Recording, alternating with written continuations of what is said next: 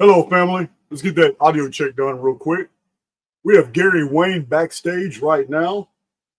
I apologize for the delay, but that was entirely my fault. I forgot to send him a join link. Let's see. Hello, moderators. Thank you. Audio's good. Awesome. Thank you, Jonathan Sherman.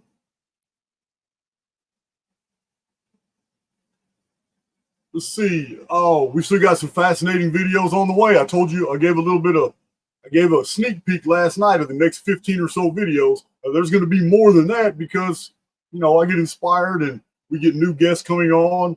I didn't even tell you about all the guests we have when I was giving you that list yesterday.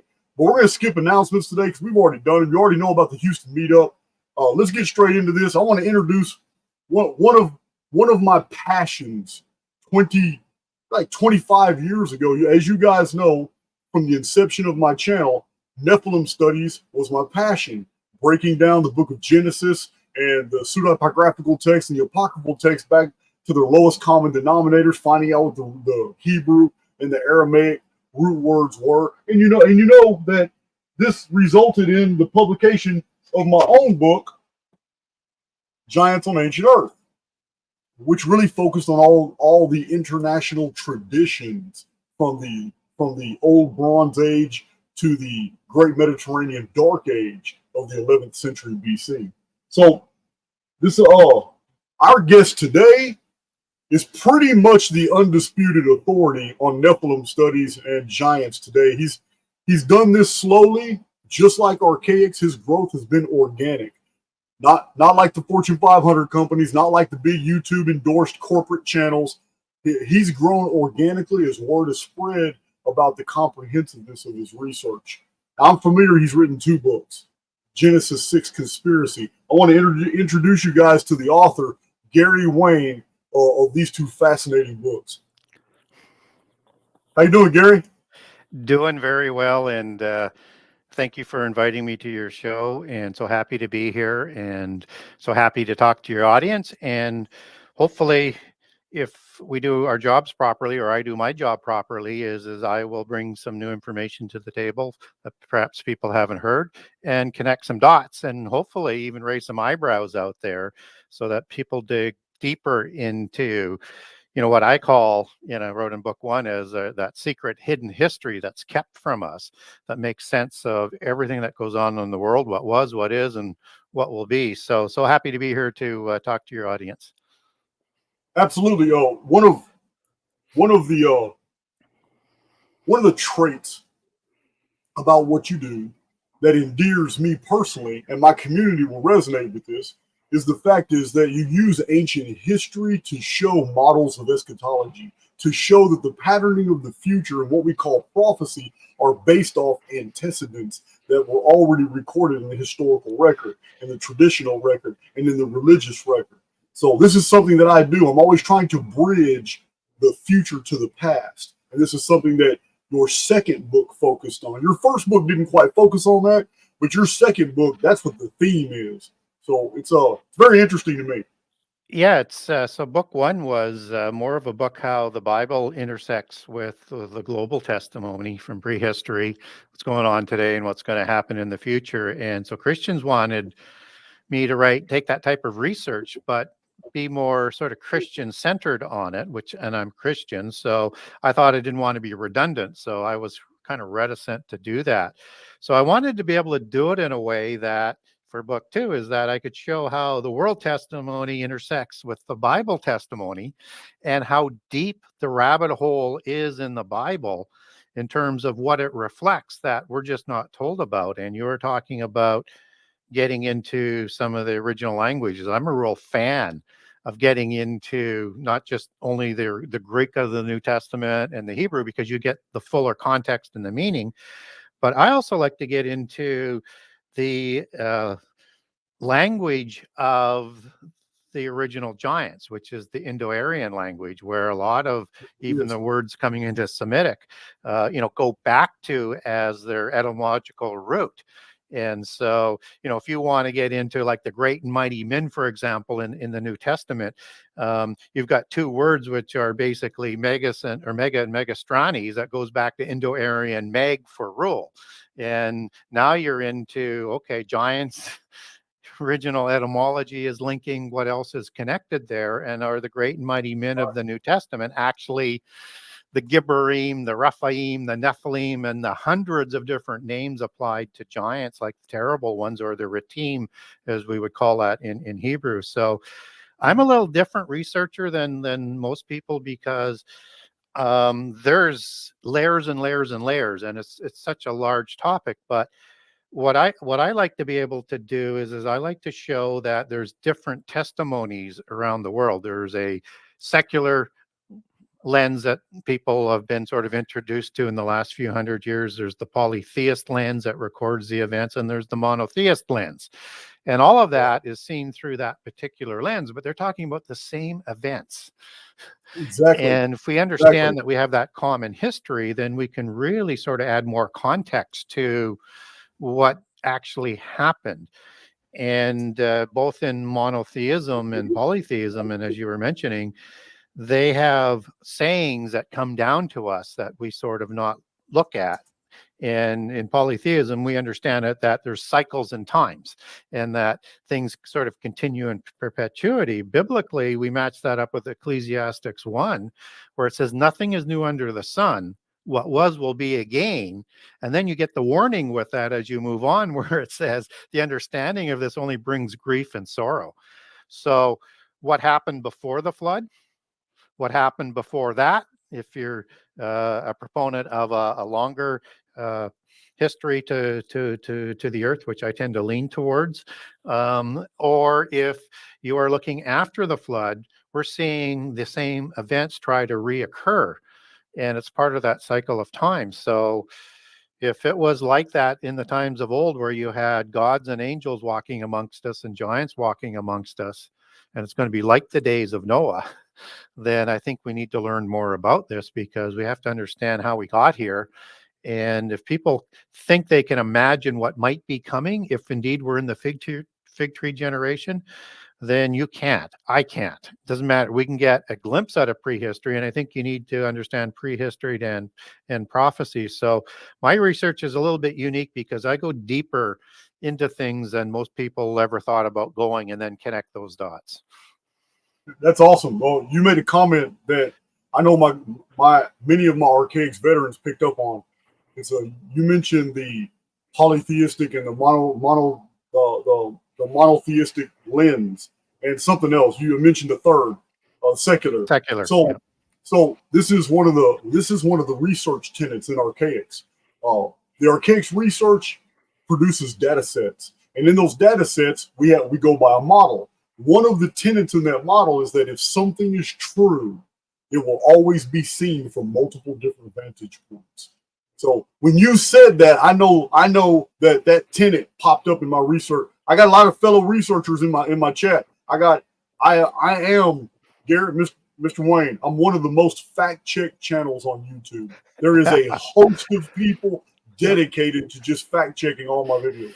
So staying on YouTube and not being taken down is an art and a science all in itself. So, oh yeah, I've had strikes. I've had videos removed. I've been given warnings, but the one reason why YouTube just really doesn't mess with my channel, I stay out of the politics. Yes. I don't. Whoever the governing rulers are, I'll be critical for a couple minutes, but I don't do videos focused on. Yeah, and there's and there are ways to navigate through the YouTube censorship. So, and I try and do that, because even if it's going on other platforms, YouTube's still a very, very important platform. So you want to be able to have things sort of left up, but it is a challenge, and you've obviously done a masterful job of it. And to be able to still be up after this many years and adding more research is something that I think is starting to catch on, that people are starting to pay a little bit more attention to. So I think you've probably helped change that conversation, and hopefully I've done a little bit as well in that direction, because this information is just so important to understand why we're here. Absolutely. I was a little taken aback that you had just mentioned something, and I agree with you. It's 100% true. I'm a student of Professor L.A. Waddell, of E. Raymond Capt. I love these authors. And you mentioned that the language of the Gibborim, the language of the original Nephilim, was Indo-Iranian. That is absolutely true. It is. Absolutely true. I have whole books by like William Corliss, the source book project. This is his focus. This guy here literally traced the Anak all over the world as a maritime shipping dynasty set in northern Syria. He ties his work in with another researcher that he didn't even know existed in the 1800s, J.L. Porter, who wrote the giant cities of Bashan. Yep. But yeah, this is what I do. I data mine old books, especially from the 1800s, and I pull out all these gems, all this amazing infrastructure that was built by gigantic humans, and yet our own educators are completely ignoring all this material. Yeah, so it's important because giants show up after the flood, and they're recognized in secular writings as Indo-Aryan or Indo-Iranian or Indo-European, but they don't go any further into that. And biblically, from a Christian perspective, there's this issue in terms of how, whether or not they're actual giants, which is it's crazy if you're a Christian and you're wondering whether or not there's giants when the Bible is talking about it, but also how they show up after the flood. And giants were both before and after the flood. And the flood is one of those common things in all cultures, on all languages, all religions, all around the world, which is just, you can't explain it, that could actually happen in that many cultures and be the same basic story if there wasn't a common event that reflects it. So biblically, we have this unaccounted for tribes of people that show up after the flood. They don't fall into the table of nations. And they're all defined, as you take that back in their history, to Aboriginal people. They're there before the people of Babel have their languages confused. And then they will go and into the various areas and marry amongst those giants. And that's why Indo-Aryan comes into all the other different languages that were established at Babel. And many of those were it was a merging of the language, just like the Hittite language, the Luwian language was a complete merging of the original Canaanite language that they had with Indo-Aryan. And it's just ripe with examples with that. So we need to understand that the Indo-Aryans, and there's 4 to 5 groups after the flood, are the giants, and that somehow they were also before the flood. So either recreated, survived, however way, or both. But we get these groups after the flood. And if you want to understand a lot of our language, you need to understand the etymology and go beyond the Hebrew, go beyond the Greek, and try and get it back to the Indo-Aryan language so you know the source of it. So, and anything to do with power, for example, and ruling is essentially going to go right back to Indo-Aryan. Yeah, you're hitting so many. I'm having so many synaptic deals go. See, Indo-Iranian is very interesting because first of all, the frost giants, they're very prominent in Northern European traditions and mythology. One of the greatest surviving texts of the ancient world was written in Geatish, Anglo-Saxon, and it addresses this issue of these lost vestiges of a giant race. That one survived. I mean, so many copies once existed, but the Vatican had its agents burn all these copies. This the book I'm talking about. You know it well. It's all about giants. And it's all about the Geats. But the whole history that's mentioned in Beowulf is about the giants. Yeah. And this is a fantastic book. This one was done by a personal friend of mine who I'm going to be advertising his book later. I just got it in the mail, but only one copy of Beowulf survived the church purgings, and it's about the Grendels, the last of the giants that were still hiding in the rocks and the fens and all that when Beowulf went to the rescue of King Hrothgar because the last vestiges of giants were harassing the Danes. And Beowulf is fascinating. This was complete, put together by a buddy of mine, where he shows the actual Anglo-Saxon on one page and the English translation on the other. I'll get to in another video. I just wanted to show you that, but in another video I'll talk about that. I'm going to do a video on Beowulf. But Beowulf, Yeah.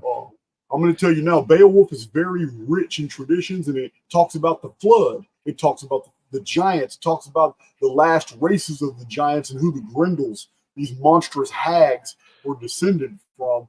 When and it's dated to about the 6th century AD as being the last vestige of giants in the north. It's pretty interesting. Yeah, and it's just another sort of account, and typically those accounts are going to go back to the pantheon of gods that Odin would be a top of, and he's the great horn god, which is a standard sort of concept again all around the world. And the bloodlines of the Vikings and the Norse kings take their bloodlines back to Odin and to Thor.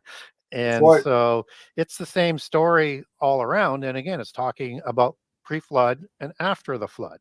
And again, it's always about the bloodlines. It's always about the giants. It's always about the royals, and it's about the same pantheon. So when you have the same gods with just different vernacular names all around the world, you know, you can look at Odin as being an offspring god after the flood. We don't get his parent god typically in most Norse accounts, but he would be equivalent to Zeus after the flood, with Kronos being the parent god. He would be equivalent. Absolutely, because Odin is all father. You're right. Yeah. And so that's a standard. You have parent gods and you have offspring gods. And so it's important to understand that if you want to understand the chronology of prehistory. So the parent gods ruled before the flood. In most accounts in polytheism, is the offspring gods overthrew them and killed them, except that they're immortals. So there's something else going on there. And the offspring gods rule after the flood, and they do the same things and create the same kinds of giants in all accounts all around the world after the flood. And so biblically, we understand these giants as the fallen angels, and the host of heaven is the Hebrew word Saba, which is rank and order. So the offspring gods probably aren't offspring. They're probably were created immortal from the beginning, along with the parent gods, and that they were sent to the pit prison. And again, we get the pit prison that shows up, Tartarus, in all sorts of different cultures and languages. And the offspring gods, they take over. So Baal takes over for El. Enki and Enlil take over for Anu. Osiris takes over for Ra, and Isis as the counterfeit. So you have the male and the female, and they're just moving up in rank and order when the other ones disappear, but they also disappear. So when you get into the Ugaritic texts, the RPM in the original Semitic, the Raphaim, as it would come down through its history, where the H is added into Hebrew, both Nephilim and Raphaim. It's transliterated as Rapiu or Rapium in the Ugaritic text. They are doing fertility rituals to Baal and Anat to come back because they've been killed, which again is an impossibility if you're immortal. And that they want them to come back because they're having difficulty reproducing after the flood, which is unlike the giants before the flood.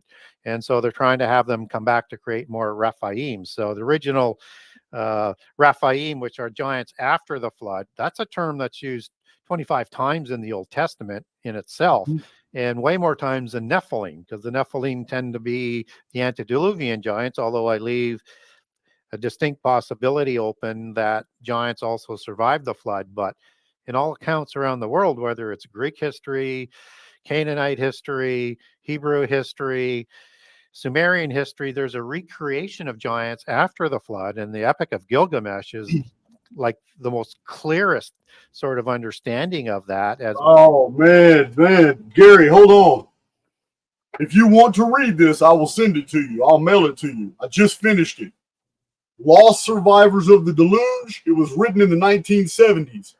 This man broke down the Epic of Gilgamesh and two other ancient epics, Greek epics, and showed that the Epic of Gilgamesh is that the Noah and the survivors of the flood. Noah's civilization may have been somewhere in the Mediterranean, Asia, Turkey, and all that, but the ark or the fleets of arks, because there's other traditions that there wasn't one ark, but there was fleets of them. Yep. Now, Noah and the ark, they landed in Central America, and he makes his case, and he uses the Epic of Gilgamesh and many things that are descriptors of the Epic of Gilgamesh. He says there's no other place in the world that Enkidu and Gilgamesh could have been with these descriptors than the delta at the very end of the Amazon basin, where where the piranhas are in the water. Yep. And he's literally making the case that Sumerian traditions are the history of a displaced mariner people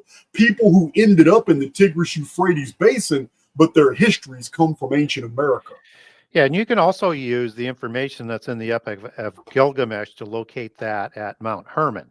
That would be Nippur, as it would be understood in the Sumerian, or Saphon in the Ugaritic texts, or Sion, Shinir, and Mount Hermon, and Sirion in the Bible. And the cedar forest is the cedars of Lebanon that are at Mount Hermon. And absolutely. But you're talking about post-Diluvian history now. Yes, right? I am. Yes, yeah, because the very first. Yep. Oh, I just want to make this one point. The very first war mentioned in the Bible after the flood was literally normal-sized humans making war against giants. Yeah. You're familiar with that? Well, you connect that dot with the giants being the aboriginals, humans moving amongst them. And in the Septuagint, Nimrod makes his reputation to become the leader of the Noahites by warring with the giants, right? So and he was building, 2 parts. He was 2 parts human and 1 part giant, right? Well, if he was a giant, there's obviously 2 sides to the argument on that. Biblically, we have his father listed, which is typically would be understood as him being a giant, but he likely married amongst the giants. But he became Gibborim, which is interesting language, which is not sort of being born Gibborim as a description for giants. And Gibber can mean a giant, or just a warrior, or a noble, or a human, or it can also just be used as a description of strength and power. So depending on how Gibber is used in the Old Testament 158 times, it's used for different sort of applications. So that word became as chalal, which is ritually breaking vows. Something changes with him. So there's various accounts as to whether or not he was actually a giant or not, but he certainly acted like a giant. And so he did, and the people of Babel were building Babel City because they were fearful of being wiped from the face of the earth. So you would build a city in the tower to protect yourself from who? From the ones Nimrod is making his reputation. And then Nimrod continues to sit there. So yes, cedar forest from the Epic of Gilgamesh, with Enkidu and Gilgamesh are 2/3 God, 1/3 human. And I would not confuse Nimrod with Gilgamesh.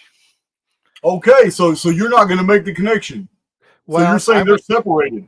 They're connected, but they're separated. There's a distinction there. So if I was going to connect Nimrod to a post-Diluvian 3rd generation individual, it would be En-Merakar, who also built a Babel-like city and tower and has a similar story after the flood.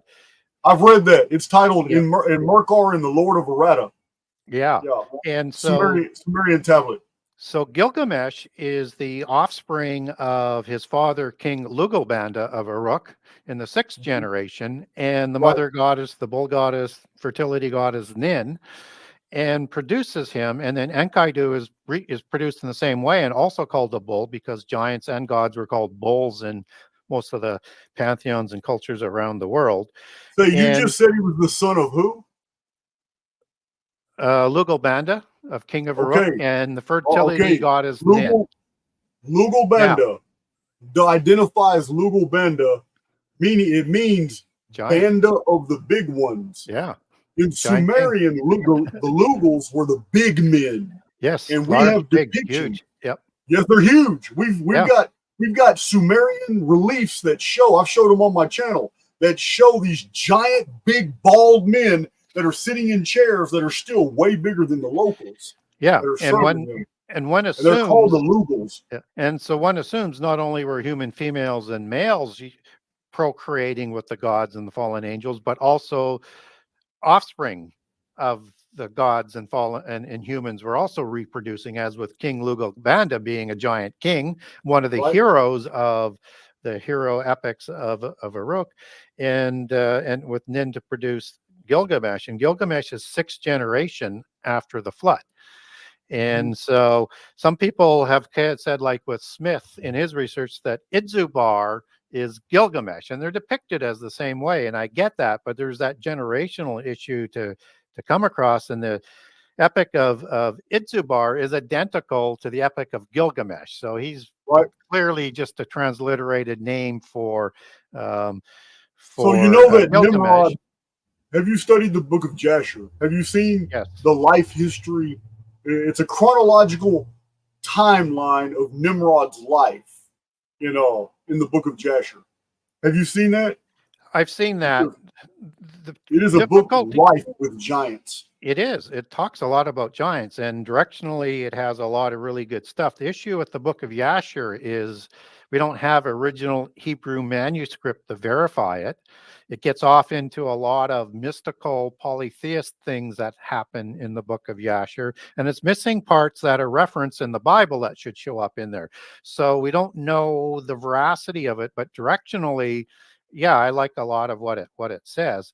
But it also says in the book of Jasher that he received Adam and Eve's clothes down through inheritance that gave him his strength. And again, I'm not sure that that's what it was, but that's Jasher's.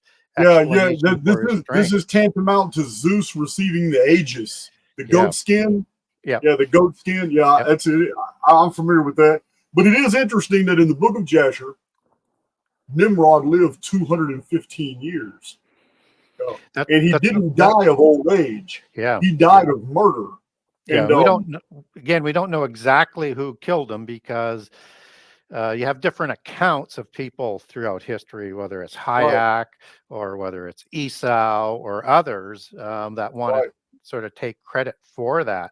And it's not unusual for people to live beyond 120 years after the flood, but the lifespan is starting to shorten after the flood. And by the time of Abraham, it's basically down to that 120 years. But we have lots of people that are living longer early after the flood. Have you read this book? No, I haven't. Well, he discusses human longevity after the flood, and that many skeletons have been found with this extra layering of epiphyseal cartilage and elongated skulls. And he said, these are normal humans, but they don't look like normal humans because their bones have thickened. And he says the only reason this cartilage could build up this way, and these skulls could elongate, is because humans were living for hundreds of years. And that's his conclusion in this book. It's pretty interesting. So the one thing about an elongated skull, if you want to bind a human's head, you can create that elongation if you start in childhood to emulate the demigods, which are the giants, but you can't increase its volume and you can't get rid of the sutures. So exactly the bone structure is different, as Josephus describes it, completely different than humans. And also, their head size and their sutures are completely different. So Gilgamesh is he may even be inheriting the mythos of another Gilgamesh. Because there's a Gilgamesh that's mentioned in the Book of Giants. That's before the you're talking about the Dead Sea Scrolls, Book of Giants. So it's not unusual for giants after the flood to be named but after giants before the flood. So Gilgamesh. You have to excuse me. I show books to my community when we talk about them. But the Book of Giants is in here. It was found. We're not talking about the section in the Book of Enoch that was originally called the Book of Noah, the Book of the Watchers, and the Book of Yep. Giants. We're talking about a whole different Book of Giants that's in the Dead Sea Scroll. That's what he's talking about right now.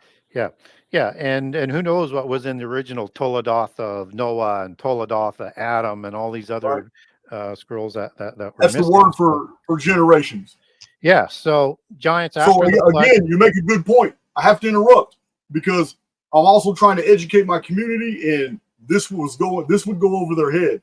You already mentioned this is about bloodlines. Now, you just said the Hebrew word for generations, and most people aren't going to make that connection. So what Gary Wayne is talking about, guys, is that the book of Genesis is very fixed on bloodlines between normal humans and those of the Nephilim, that later after the flood became Anakim, Rephaim, Zuzim, Zamzumim, Emim, Horims, all that. But he just said the Hebrew word for generations, which translates to us in English as he's literally talking about bloodlines. Yes. And people don't understand that all of the bloodlines recorded in the Bible is important history if you want to understand not only biblical history, but polytheist history. It's just, you just have to have it. If you don't, if you miss that context, you miss it. A lot of things just sort of go over your head. So, and other giants that were named after the flood, of giants before the flood, there's lots. It's also thought Hercules is named after, because he's a post-Diluvian giant. Most people set him in the antediluvian epoch. So he probably inherits that mythos, and he's the offspring of Zeus and Alcmene after the flood.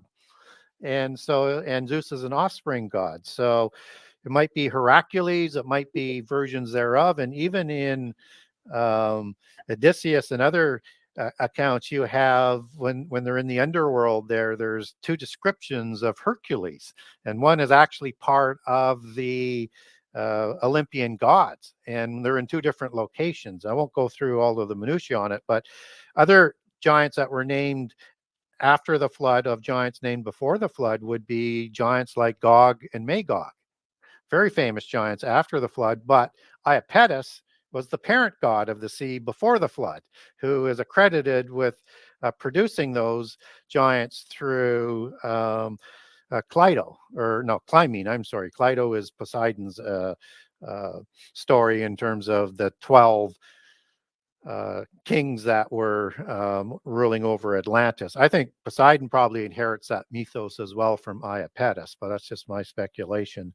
But my point is, it's not uncommon for giants after the flood to have names of giants before the flood. So you really have to understand the gods who produced them to understand whether it's antediluvian giant that survives the flood, or it's a post-diluvian giant created in a second incursion. Well, you're making a very valid point, because in the secular regnal lists, we have Sumerian, we have Amorite, we have Babylonian, definitely, absolutely Israelite and Egyptian pharaohs and kings that centuries later adopted the names of their predecessors, such as Thutmose the First, and then we have Thutmose the Fourth, Ramesses the First, Ramesses the Second.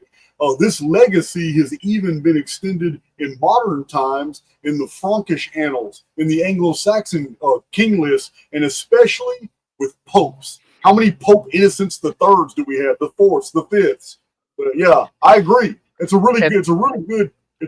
right there is a really good observation. It is, because it does show that we may be mixing histories post-diluvian with those that happened before. Yes, and that if angels moved up, or gods moved up to take over the position of the parent gods, then they would inherit those positions and probably make that their history, because they're, it's the narcissism of the whole thing. And that if you understand that a lot of the giant tribes were eponymously named either through the original patriarch of that tribe of giants, or through the name of the god, it starts to help you track things.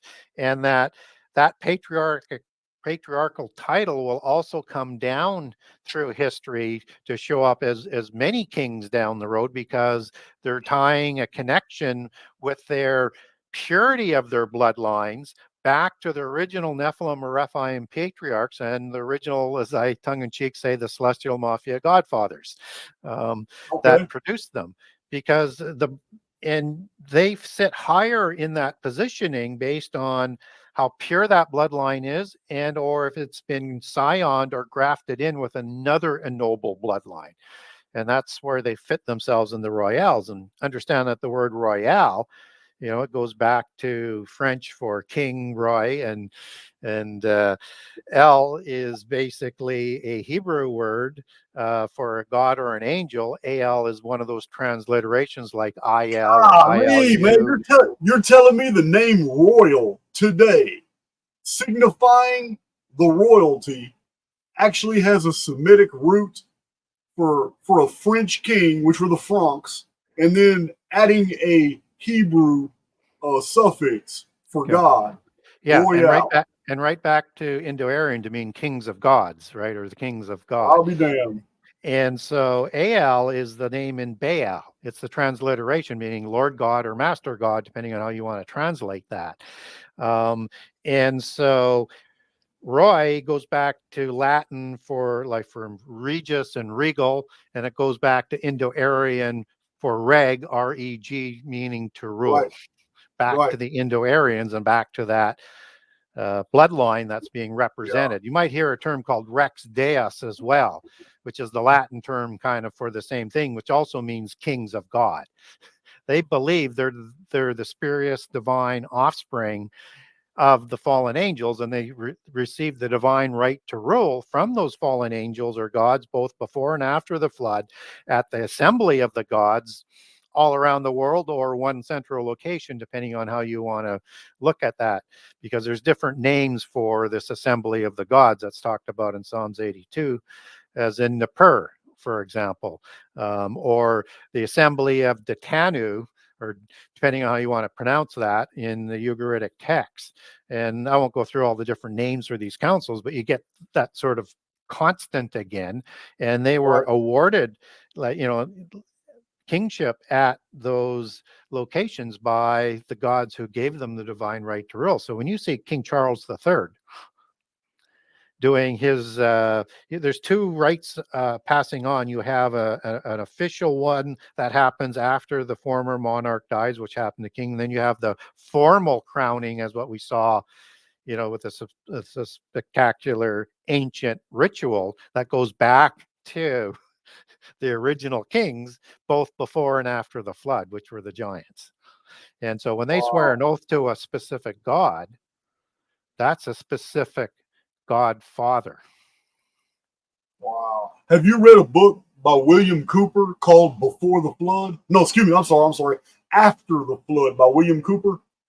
Yes, I do remember. I have that one in my library somewhere, but I haven't read it. It's a fantastic book. It's a fantastic book too. It also goes into the giants and but yeah, I'm on board with you. There were survivors of the Nephilim-born races. There's no doubt in my mind, because the very first war after the flood mentioned in Genesis is when King Chedorlaomer of Elam took Archaix of Tudel, which is a Hittite capital, and then Amraphel of Babel. And according to the book of Jasher, Amraphel became the new Amorite title for Nimrod, because after the Tower of Babel, they named him Amraphel, a new dynastic name, which means he made us fall. But he was literally empowered. He got a bigger army. He got a better government. More finances came in after the Tower of Babel, allowing him to conquer a lot of other people, because the Amorites came in and basically financed him,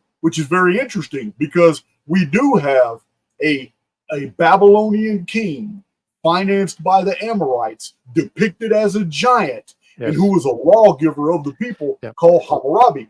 And Hammurabi, this was a recent discovery of mine in encyclopedias. Hammurabi is the exact same word in Amorite as Amraphel, which is found in the book of Jasher. Yeah, so, or Hammurabi without the H, because you can do that. Or without the H, just Hammurabi. Yep. And all of those words that make up that compounded word of both variations, or all variations, go back in their etymology to giants and the bloodlines of the giants. And that is a dynastic bloodline that also existed in the Ugaritic texts with the same name. And so again, you see that sort of interconnection between the giants, and with those four kings, and I call them giant kings, and I cover them in book 1, and I go into it in a whole different way in book 2. I'll take all of their names back, show you that their names derive with the meanings of their bloodlines. And Archaix, for example, is Archaix, and it means lion-like in Hebrew. Lion-like, yeah. Yes, and Aryan is the root word for that. And Right. these are the dark-haired giants, right? Of the dark-haired Aryans. And the Aryans were the bloodlines that started the Persian dynasty. And so, wow, you're talking about the Achaemenid dynasties and stuff. yes, the Achaemenid dynasty. They take their lineage back to Greece and the black-haired Aryans who settled in there. And that's the same original Indo-Aryans that settled in Persia, that another subgroup ended up settling in the Indus Valley. And that's why they have the same gods and the same sort of religion, whether or not it's the Iranian or the Hindu religion, and the same type of names for the gods. So, and what's also sort of interesting is that in the Epic of Gilgamesh, let's finish off on what you're talking about, and it talks not only about a second incursion with Enkidu and Gilgamesh, it talks about Utnapishtim or Ziusudra and other translations as being 2/3 God and 1/3 human, as well as this whole family. And he's the survivor on the ark of another flood. And in the Greek version, you have Deucalion and Pyrrha. Deucalion is the son of Prometheus. He's another giant. That's a giant flood story. So Deucalion was the new wine sailor, yeah. Yeah, but the details in the giant survival stories are talking about the same events, but the details at the micro level are different than the Genesis story.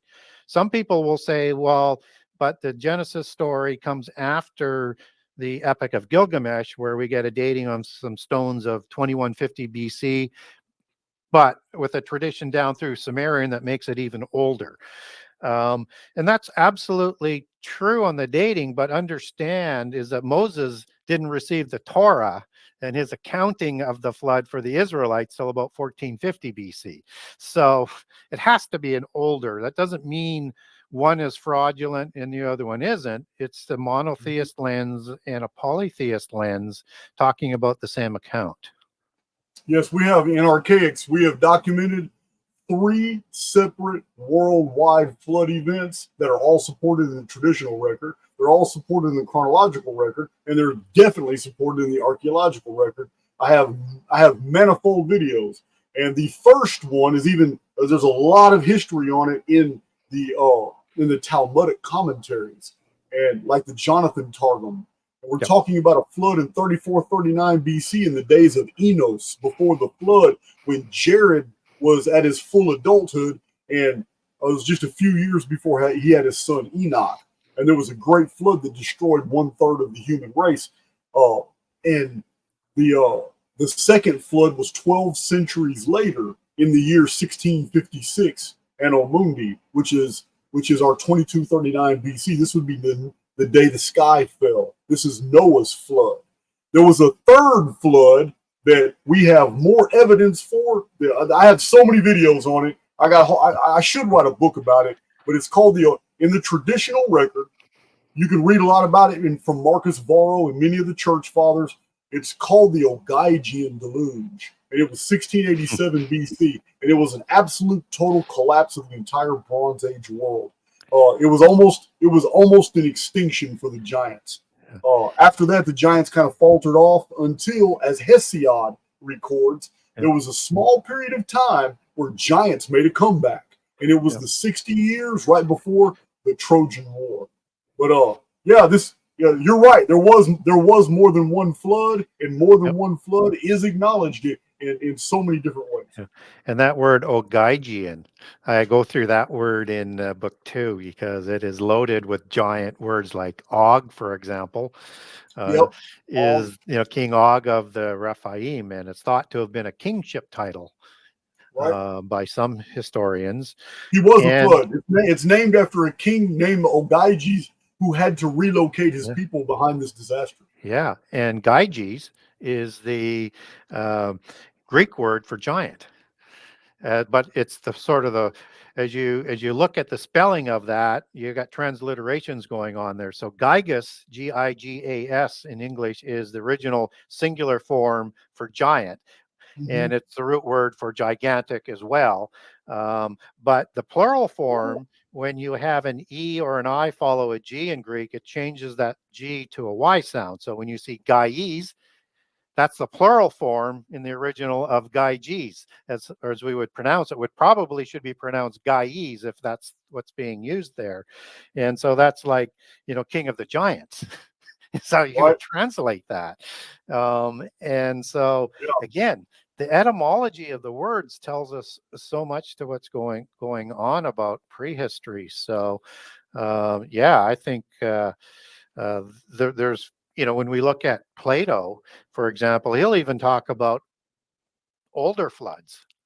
And that there's cycles. So when Plato wrote Timaeus and Critias, which is the base story with the most details for the Atlantean story, Right. and that he told Solon, who reads the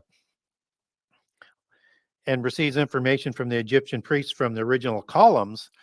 They're saying that the world is much older and that there have been many floods and many kinds of destructions, or two kinds of destructions, but floods and fire, and they sort of alternate Right. through celestial procession in terms of that sort of understanding. So when people start to say there's floods that are older than the flood story of the Bible, I don't have a problem with that. And a lot of people would say, well, how do you understand that with the standard doctrine of the Bible? I said, well, the dogma and doctrine versus what it actually says are two different things.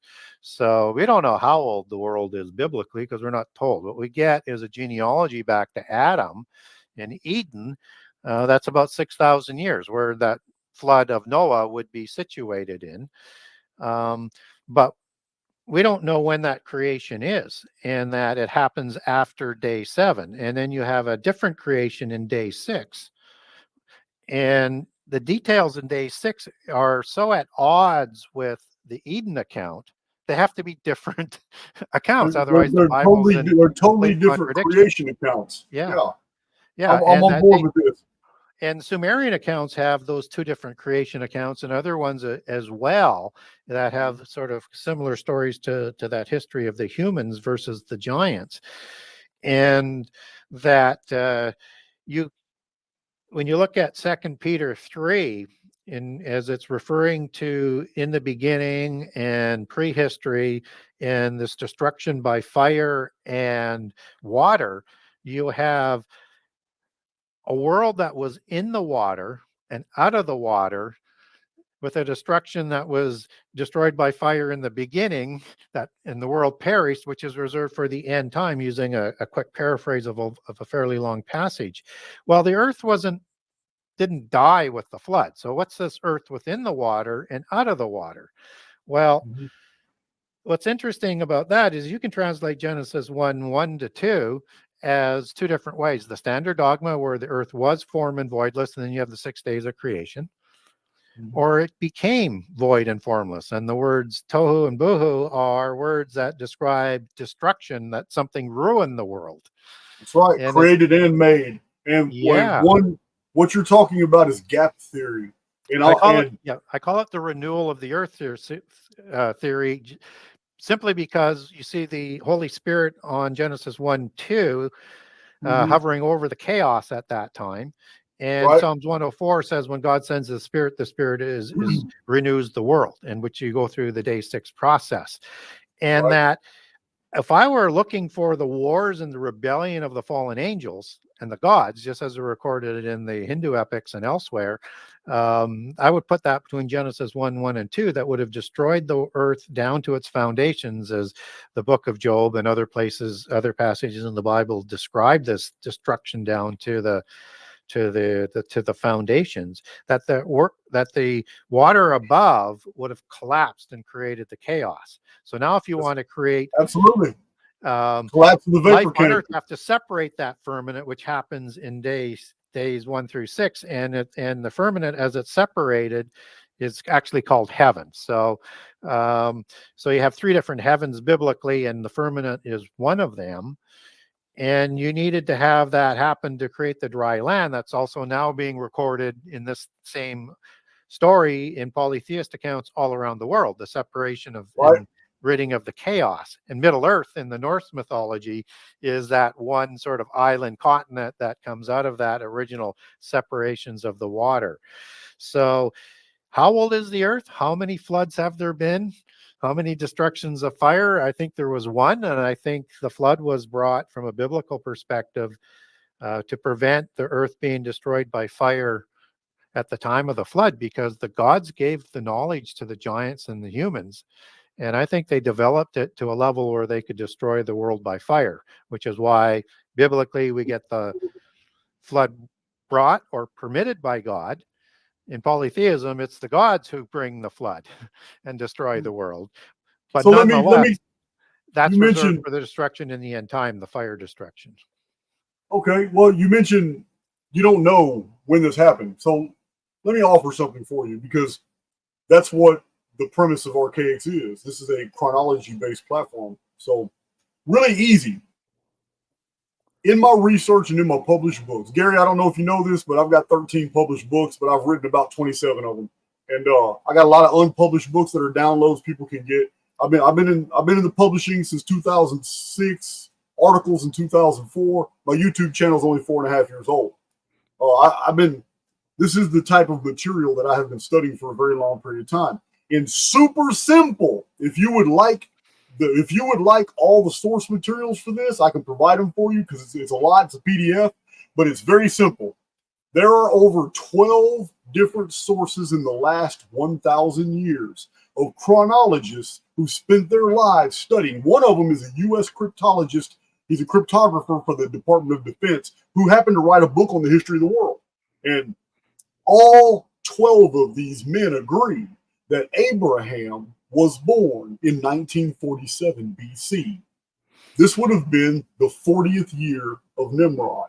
Now, 1947 BC is also what we get from the Hebraic records, the rabbinical text. 1947 is precisely what Rashi published, Moses Maimonides. This is amazing because it's so simple. If Abraham was born in 1947 BC, like all these researchers going back 1,000 years claim, then Flavius Josephus in Antiquities of the Jews said that Abraham was born 292 years after the Great Flood. If that's true, and we know that Genesis is correct, that the Great Flood was the 1656th year, then this means that 292 years before 1947 BC is 2239 BC, the Great Flood, which is 1 year away from the Chinese flood of 2240, when the Dragon King dynasty was wiped out. Now, 2239 BC has a whole nother data set, completely independent of that. 2239 BC has a tremendous amount of support for the flood of Noah. But if it was the 1656th year, then that means the pre-flood world, year 1 Anno Mundi, was 3895 BC. And that would have been the Adam and Eve, not the creation of the world. It would have been the Adam and Eve reset, because that's what Genesis is really describing, the renovation of a previously destroyed world. Adam and Eve are here to replenish the earth. Yeah, I would tend to move, from my research, I would tend to move Analusis back a couple of hundred years, and also I would move back the birth of Abraham and converge on Anno Mundi from the Jewish perspective of 2348 BC for about the flood story, and then use the 292 years, and you get that birth that would also sort of coincide. And I that understand. also, I understand. A lot of people rely on the Jewish calendar. I won't, and I have a so whole lot of reasons why, but and if I you get it. and if you use the secular calendar, you can get even a different dating where you have to push everything back another 600 years, so to speak. But that's a different story. So, and then I moved that War of Giants back to about 1980 BC. And I start to get an alignment of dates from historical history and the Bible history that starts to make a lot of sense. So I would have the Trojan War back about 600 years as well. When would you date that? When would you have the Trojan War? I would put that back to about 18 to 1900 BC. I did a show with several Greek people, and they were trying to mesh up their history with all the other history around the world. And I said, well, how does that mesh if you move it 600 years?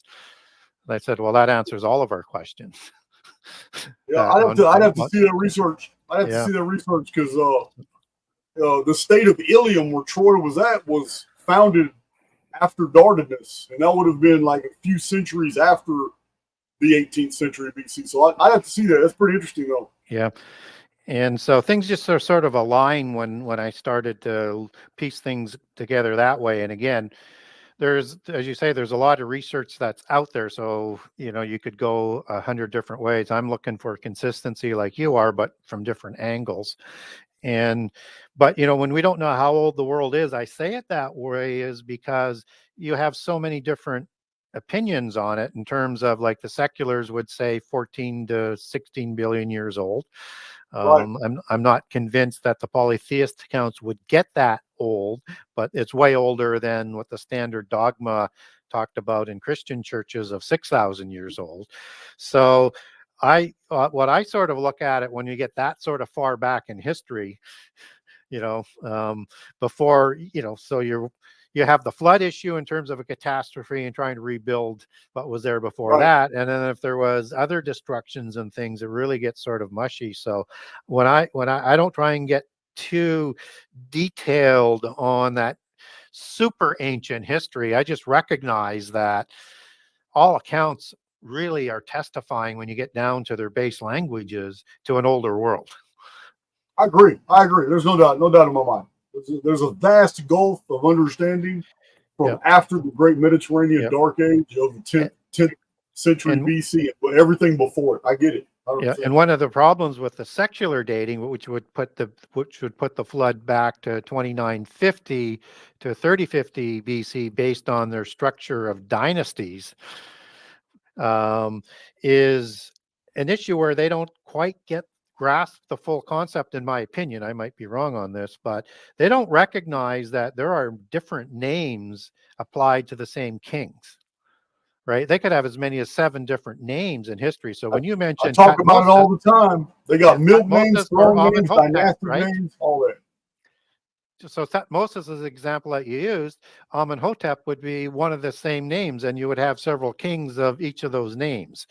And so it really starts to get, so one is the first, one is the second, one is the fourth, but it's really got to do with the different titles and the specific god that they are worshiping right time. And what does the name Tutmosis mean in terms of that title? Well, it's more of, he's like the, you know, the royal king, right? It's not, whereas Amun would produce the god that they were worshiping. So the seculars sort of miss those kind of nuances, and then they try and force all the other cultures into a standard model, and then they start to change the history. And that's the issue the Greeks are having with it, is they're saying what they're trying to plug into this doesn't line up to our own history, but we're told we're wrong.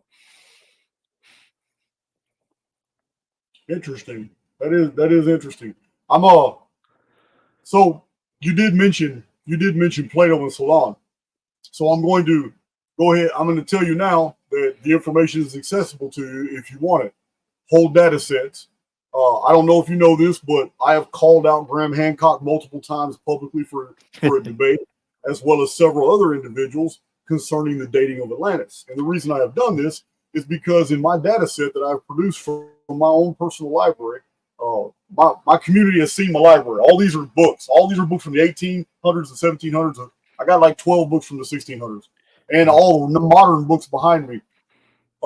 It was widely known 23 centuries ago by Greek scholars that Plato had made a mistake, and it had been widely published. And I cite all these authors.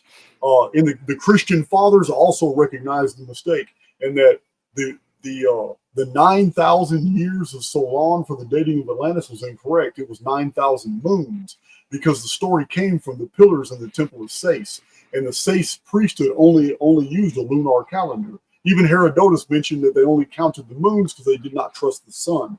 The sun had deviated from its course 4 times in history, therefore it couldn't be used to accurately measure time. This is another reason. Why not one single pharaoh ever adopted a calendar that recorded the history of Egypt. Every single calendar started with the first regnal year of the new pharaoh, and it started a whole new calendar. That calendar might last 31 years, it may last 12 years, it may last 82 years. We had an 82-year-old pharaoh. So what's interesting is that there are 40 different chronological points in Plato's narrative concerning iron, concerning cereals, concerning Poseidon, concerning the founding of Athens. When you take all those 40 date monikers in Plato's narrative, and you just go by that, you get the 13th century BC for the War of Atlantis with Athens, Greece, and then the destruction of Atlantis 92 years later. But yeah, a lot of people think Atlantis is a younger Dryas flood, 9,600 BC, and it's really interesting, Gary, that so many people still promulgate this, but none of them have ever answered my public calls for challenge to debate, because the data is solid that that's a mistake.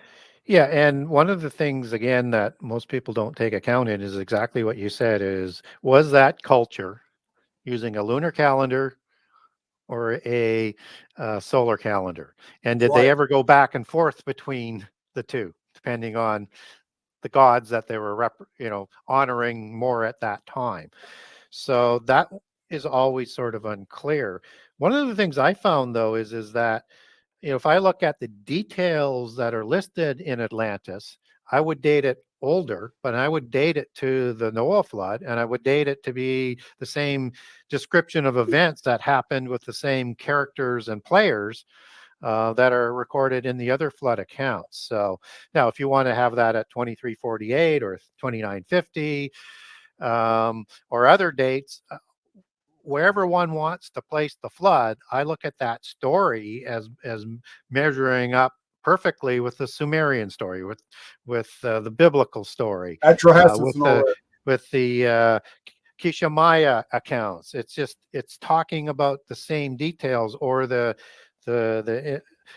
subcontinent of India accounts, or the dragon accounts out of China. I mean, they're all detailing the same events that caused the flood, and the stories are so similar that I look at those as part of my guidance to align the chronology to try and understand it. And so when people will say, well, why did you use secular dating in book 1, but you use biblical debating in book 2? Well, if I'm targeting a wider audience, I'm going to go to something that the audience understands more, which would be secular dating, whether I totally agree with their date or not, or the biblical dating. If I'm going to be targeting Christians, which I do in book 2, I'm going to give them the specific references for what they want, what they want to understand. So, and there are other dates that people will use from their data points to try and date the flood. But then again, you have to start separating, is what you try and do, is are they conflating different kinds of floods, or different floods that happen at different times? So then it matters how many data points that you're using to arrive at that. But it's the commonality and the pattern. If you can focus on that, which you have to be doing to be able to do your research, you have to understand the patterns to sort of get any sort of consistency. Oh, there's no doubt. There's no doubt, Gary. It's while we can always beg to differ, there's been several floods And I'm convinced that the Adam and Eve event was a flood. It was a restoration of a previously existing world. As a matter of fact, the term that you used in Hebrew, tohu wavohu, is found only in one other place in the entire Bible. Are you familiar with that? Yeah. Jeremiah chapter 4, where it describes the cities are laid waste and the birds of the air have fled. The world has been destroyed. So that's a really interesting connection with Adam and Eve. Tuhu also shows up in Isaiah 45, where it says, where it's translated as vain, where God doesn't create anything in vain. And that's the word tohu. And it's, again, he doesn't create anything that's already ruined, right? And the thing is when you mentioned that there could have been a flood that was brought, whether it's completely worldwide or not, or a more limited flood that was just before Eden, that's a possibility, because even the creation account order in the Eden account is different than the creation account in Genesis 1. So I agree. There's two different creation accounts, no doubt. Yep. So I'm going to tell you why I believe this is. One of them came from the Amorite version of events. This is something I've published widely in Archaix. In the 18th and 19th century BC, after the Babel cataclysm, whatever happened at Babel, suddenly an influx of Westerners called a Muru, who they already had a standard. The Bible calls them Amorites, but in the cuneiform they're called a Muru, and they're Westerners, and they invaded from the Mediterranean. They filled up Syria. They founded Ugarit. They founded Byblos, the pre-Phoenician areas. They established the kingdom of Mitanni, which you know of as the capital city is Mari of the Amorites. These Amuru even took over Babylonia and Assyria. They started new Hittite dynasties. This is an Indo-Iranian invasion of people. And Amuru just means Westerners. When they came in with a fully developed syllabus of stories of ancient history. What you just told my community is something I have already conveyed, but in a totally different way. The Amuru, you said that there was multiple versions of the same events, and I'm telling you why. In the 17th, 18th, and 19th century invasions of the Amuru, they also brought their belief systems with them. And when they did, they started Amorite schools all over the place. And in the cuneiform, we have what are called the Amorite syllabaries. In these Amorite syllabaries, Amorite professors are literally teaching locals how to translate Akkadian cuneiform into Amorite text. And the Amorite syllabaries provide a word in Amuru, and then show, here's the Sumerian ideogram, the logogram, here's your Akkadian cuneiform, here's your Assyrian variant, your Babylonian variant, and here's how to write it in the new style. They standardized cuneiform for everybody. And these Amuru, they had a flood story. They had a flood hero story. They had stories of the giants. What I'm saying is these people are the ones that imported all this fixed history and overlaid it upon a culture that already had memories of basically the same events. Yeah, and the god Amur and Amuru is imported with them, which gets added to the Mesopotamian pantheon at that point in time. They're recorded in the Ugaritic texts as part of the Baalim, the god Amur, and also produced offspring named Amur. And again, when you follow that eponymous and patrial understanding, is that the Amorites, they could be originally a set of giants or a tribe of giants, or they could also be one of those giants from that council intermarried with humans to create hybrid giants, which were slightly smaller. The Egyptians called them the Shazu, and the Amorites lived amongst the Anakim. And the Amorites were blonde-haired giants, as they're depicted, as were the Anakim and the Amalekim. Yes, they were. The Anak, there were giants with long blonde hair, and they wore them in battle locks, and they wore a collar. That's where the word Anak comes from. They wore a collar to distinguish like military rank. Yeah. But So again, I walked through that whole aspect probably from different angles and different routes, and I'm including the Ugaritic text of that Babylonian empire that they established after the fall of the Uruk dynasty and Ur the third dynasty, probably out of revenge for the wars that they brought into the Covenant land that included wars against the Rephaim of Mount Hermon, the Amorites, as they're listed, as opposed to being Amorim, and I can't make that connection that there was actually a tribe of Amorim, but I can get the hybrids that were 7 to 9 feet tall versus 9 feet and taller, because they'd be a little Yes. smaller based on that genetics. Hey, you know what? That's what I like about your research. You Yep. you and I are along the same vein. People hear the word giant or titan, and they automatically go to the old mythological version of 40, 50, 60, 70 foot tall people.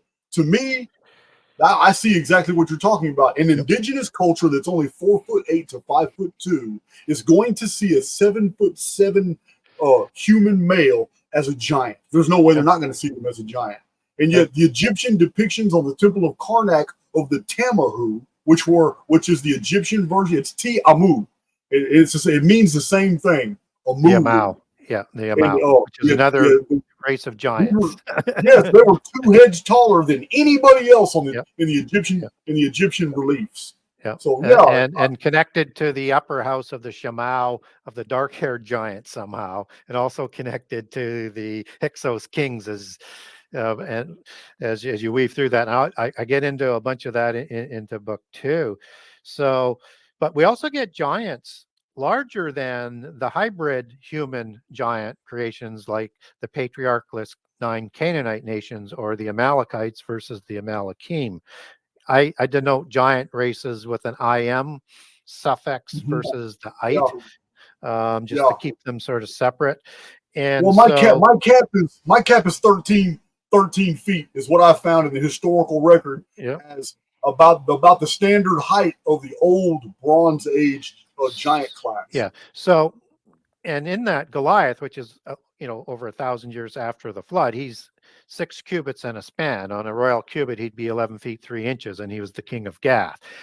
You have Og's bed, which is 9 cubits long and 4 cubits wide, and he would have to fit in it. It was an iron bed to hold his weight, but that would be 16 feet long and 7 feet wide. So he'd be somewhere between 12 to 15 feet. So probably taller than the typical giant in the second incursion of giants in Greek history, whether or not it's with Achilles and giants like that. They're about 12 feet tall, just as Orontes was about 12 feet tall. Libanus, which the Lebanon Mountains, was about 12 feet tall.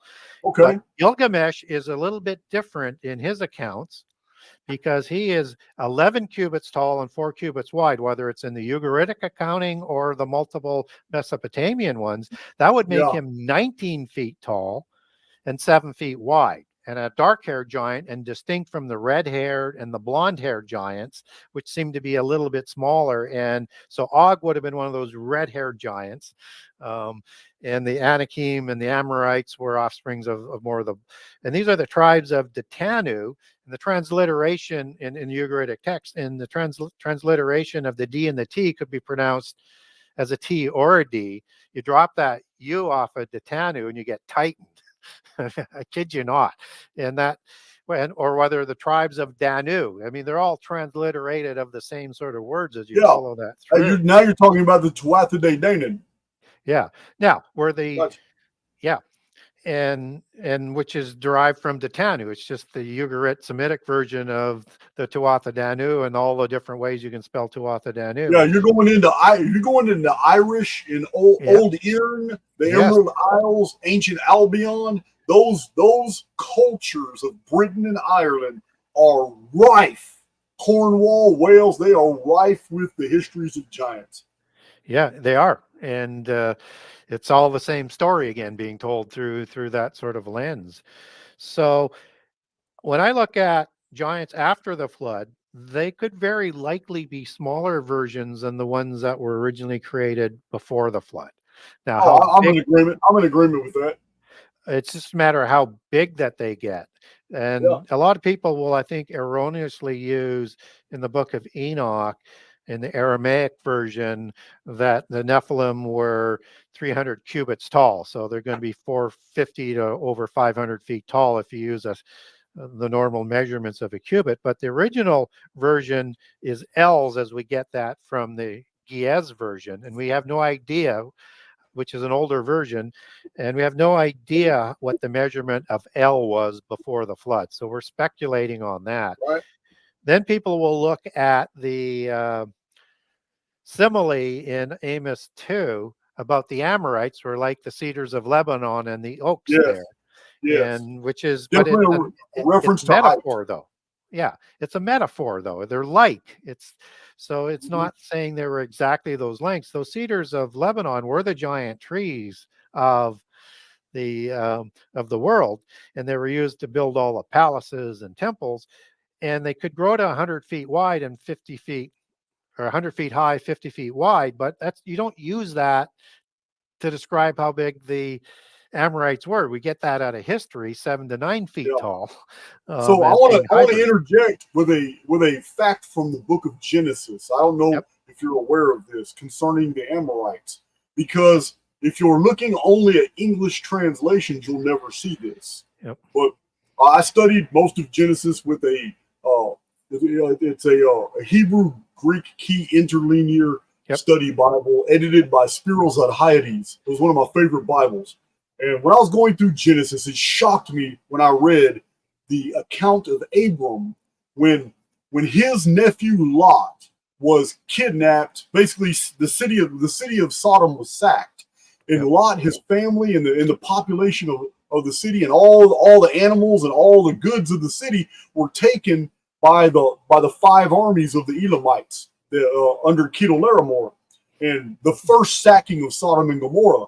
When this happened, Abraham was notified, hey, your nephew Lot has been taken prisoner by the Elamites. So the text reads that Abram got his household, his servants, his fighting men, and then he went and had an ally join him, a friend of his named Mamre, which means the oak. Mamre was a chieftain of the Amorites, but the Chedorlaomer army had just defeated the Rephaim giants, the Anakim giants, the Zuzums, the Zamzumums, the Emums, the Horims, the Avums. They went all the way through, sacked Sodom, and were on their way going back to the Near East, all the way around the Fertile Crescent, when Abraham, with a very small group of 318 retainers. Do you remember this story? Yes, I do. I covered it off in book 2. Yep. When you look up the Hebrew for those 318 men, in English, it looks like they're just ordinary friends of his that came retainers. But the Hebrew is they were Anakim. Yes. These were sons of Anak. Yeah, they were chieftains, whether or not they are Anak or Amorites. They were giant-like or giants. You could. Yeah, well, that's what I mean. This is why Abram, with just a small group of men, was able to go slaughter the host and rescue Lot, because they weren't ordinary men. Abram literally had 318 giants with him. Yep, and in the book, I take those names back to the original Hebrew to provide the meanings of the names for the people. But it's that key. They were chiefs. At that time, the actual giant. This is why you can make that connection to an actual giant king, whether or not he was an Amorite king or a different tribe of giants. At that time, all the kings, the leaders, whether they're hybrids or giant races or over humans, were led by giant kings. So when they're called a chief, that's the typical Old Testament rule for chief. So just as when you see duke, that's another word that's used. And so the dukes of Seir, and these are called the Alaphim, these were Horim giants, right? That were ruling in the Edom area. So yes, and we talked about this a little bit earlier, that when you take the names back to the original languages, you see a lot more that's going on there. And you're talking about the Elamites. And historians like Smith, again, will talk about two different groups of Elamites. One is the Aboriginals, and one is the people of Shem who go and intermarry on, who likely take the name Elam. In Hebrew, that's the word Olam, which means ancient.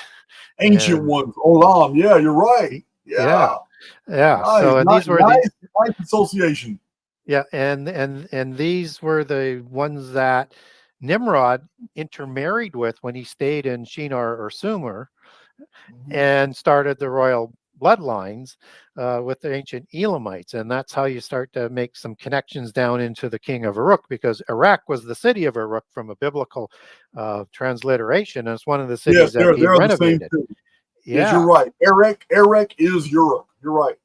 Yeah. So everything sort of 100%. starts to come to life as you dig back through the layers of the language.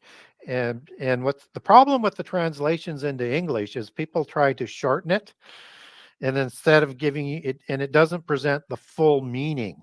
So for example, and people will choose names that or meanings that they want to choose based on their biases, as opposed, does it fit the narrative? Does it fit other passages? Does it fit other Right. accounts around the world? So, for example, is in the Christian community, people might say, well, Nephilim doesn't mean giant, right?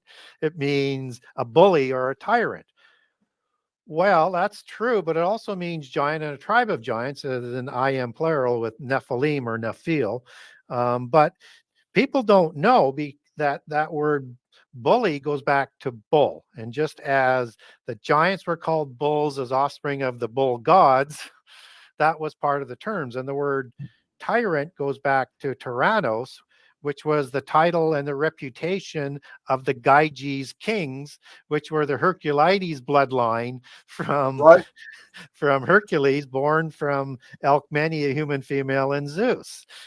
So those names all go back and give you a larger description of what they're talking about. So when we read biblically in the Psalms, where the bulls of Bashan are mocking Jesus on the cross, that's going to be the bull gods that aren't in the pit prison and the demigods that bulls that are still roaming the earth that are doing it. And again, everything starts to line up with that consistent pattern of terms. Another term for those Eastern people, other than the Aryans and the Olamim, that I call them Olamim, with the um, name coming into English as Elam, is you also have the Ben Kadim, and you also have other nations associated with the QDM, whether it's the Kenim or Kenizzites, as they're talked about in Genesis 15, the Kenites, or the Cadmonites, and they're all listed in the Ugaritic text as part of the Ben Kadim, meaning ancient of the East, for the giants of Right. the tribes of Detanu. I mean, it's all there. You just have to connect the dots, and that's why I love the type of research that you're doing. It just opens everything up. And if people are wondering where I got some of the research in terms of, there's a couple of sources, I like to have more than one, where the Amorites were blonde haired. They're also recorded that way in the Egyptian execration text, and they provide the height to these hybrid giants as well. Yes, it was. There's no. You see the picture on screen. Yep, I do. I, Yep, I have that okay. picture in my library. Yeah, this is the steel of Naram Sin. I just Yep. want to show that what you just described as the bulls. Look at the guy wearing a horned bull. He's wearing a horned helmet of bull's horns. Yeah. And he's much larger than everybody else. Now his identity is up for question because Naram Sin may also they say he's the son of Sargon of Akkad, Yep. but there's confusion there because Naram Sin is an epithet, and it could just be a title, a throne name or a dynastic title for Sargon of Akkad himself. Yep. Yeah, could very well be. Absolutely. We don't know how far that name sort of goes back. And also, um, in that war of giants that we're talking about, where they attack the Rephaim, which is the more post-Diluvian, that's the actual tribe of the Rephaim versus the generic name for giant. One of the capital cities that's listed in there that's sacked by the four kings is Karam Ashtaroth, which means the city of two horns of Ashtaroth. Right, right. Oh, it means city? Carnaeum? I thought Ashtaroth Carnaeum was star of the two horns. Yeah, the two horns of Ashtaroth. Ashtaroth. Yeah, Ashtaroth was a god. Yeah, she's the goddess. Yeah, Syrian goddess. Yeah. Well, also of many cultures, and so if it's from the Baalim Council, it would be from Ashtaroth, the counterpart of El. Before the flood, that would be named at. But yes, you could use several different transliterations, and it's still meaning the same thing. But that was one of the main cities. Also, not as it talked about it from a city that Og ruled from after the War of Giants, but it's also talked about in the Ugaritic texts as well. Yeah, have you done much? I love the Ugaritic texts. I cite them frequently. But have you gone and delved into the translations of the Rashamra writings? Also it's very near to Ugaritic, but these are old Canaanite traditions. Yep. And there's ancient Israelite crossover. It's pretty fascinating. Yeah, it's good because it's the ancient Semitic languages for the most part that Hebrew derives from. So you can take words back to original Semitic.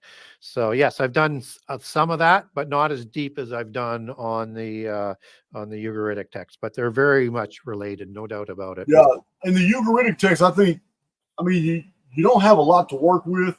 Yeah. What was it, like 22,000 texts, but 10,000 of them were all cargo manifest and administrative records. They're boring as hell.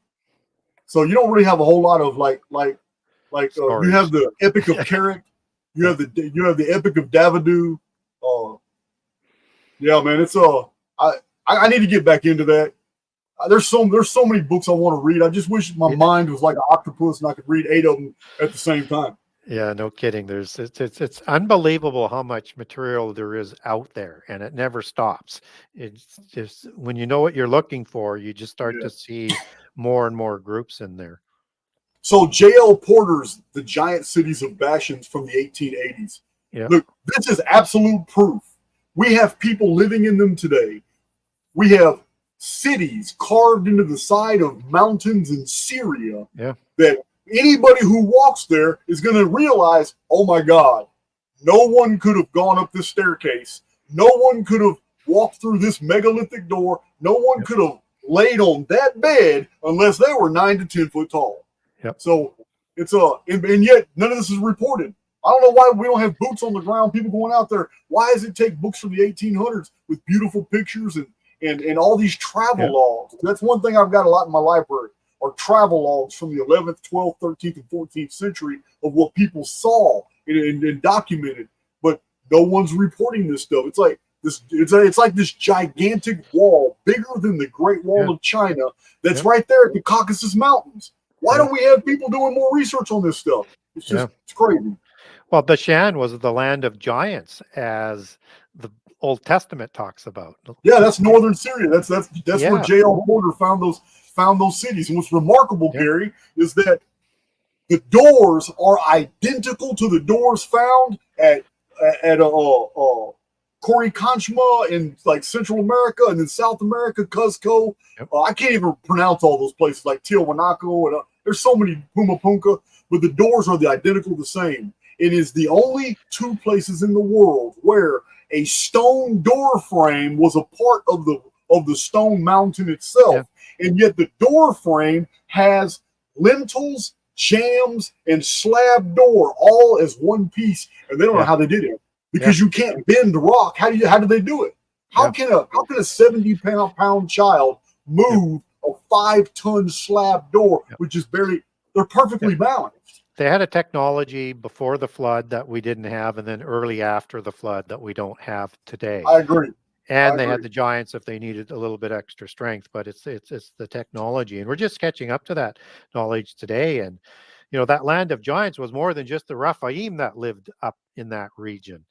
Around the mountain area and in the Syrian area, that's the land of the Makkathim. It's the land of the Gerashim, just as a few other giants that are listed who have no patriarchs in the Bible, by the way, but they're listed in the Bible. And one of the kings of the Gesherim in the time of King David is named Talmai. If that name rings a bell, the three giants he's one of the sons of Goliath. Kiriath Arba in the time of the conquest had three Anakim kings there that are named. And then they're named Ahiman, Talmai, and Sheshai. And both Talmai and Sheshai show up in the execration text in Egyptians' writings. And Talmai is that sort of patronymic name that's passed down through the dynastic bloodlines and intermarries between some of these royals, these giants. And his daughter is going to be Makkah, who is going to be the wife of David when they make a peace treaty, and that produces Absalom, who becomes a fair-haired, blonde giant-like individual, and starts a civil war and tries to overthrow David from the throne. So I misspoke. You're correct. Talmai, you're absolutely the three sons of Anak. You're right. I misspoke, but it is true that the Anakim later, when they were run up out of the valley of Rephaim, we find the descendants of the Anakim. They went and lived among the Philistines. They did. They did. That's where they fled to, the Philistines, where Goliath later was not. Goliath was in between 9 foot 9 inches and 11 foot tall. It all depends on the cubit. We can go by the Egyptian cubit, but in Canaan, the cubit may have been a little bit different. Yeah. Well, and from Josephus' account, he says measure the giants on the royal cubit because they're of the royal bloodlines. All right. So that's why I use 21 inches. I recognize 18 inches, but I think 21 inches is probably pretty good. But with the Philistines, there was more than just the Anakim that were part of their pentapoles. The Rephaim joined them as well. Well, we don't get necessarily the Rephaim mentioned biblically, but I would say that's a good possibility. But the larger two giant tribes were the Avim, who held one city, and the Anakim held two cities of the alliance. And then you had, with the Philistines migrating from Crete, they intermarried and became hybrids with the giants, which were dark-haired giants from Crete. And these are the Cherethim and the Pelathim. The book of Genesis calls them the Capharim. And the Capharim, yes, is the three tribes of giants that they intermarried with. That's crazy. It's been years since I read this material, so you're really refamiliarizing me with it. But I have a detail to add. You may already know it, but I had published this in my Giants book many years ago. It shocked me. First, the clue in the Old Testament as to the reason why God denied King Saul and raised David. One of the main reasons goes back to generations. Toledah. We are given seven ancestors of King Saul. The very first, we got seven. They're listed in the Old Testament. All 7 men that he's descended from. When you get to the 7th, which was the first of the 7, King Saul, the King Saul is described as 2 heads taller than anyone in Israel. That always was curious to me. Why would you talk about height in an age when he was cursed for not killing Agag? Agag the giant. Yeah. So check this out. When I did a genealogical search on Saul and I found that passage in the Old Testament, his ancestor was named Aphiah. And I looked it up in Hebrew. It means a giant. Yeah. Well, that doesn't necessarily mean he's a giant if you have a genealogy, but he's named after a giant, Saul. Yes. In fact, there's a King Saul of the Horim in the Dukes of Edom in Genesis 36. He is described as a head, a neck, and shoulders above any other Israelite. The Israelites chose him because they wanted to have a king like the other nations, which were all giant kings. So he was at least giant-like, maybe not of that genealogy, maybe not, but he was taller, which is why they wanted him, and he built a reputation, so much so that Goliath wanted to fight Saul in a one-on-one battle. right? Which was a Yeah. standard sort of thing between Well, the yeah, kings that's and the the old giant Bronze kings. Age heroic code. That was very Yeah, popular.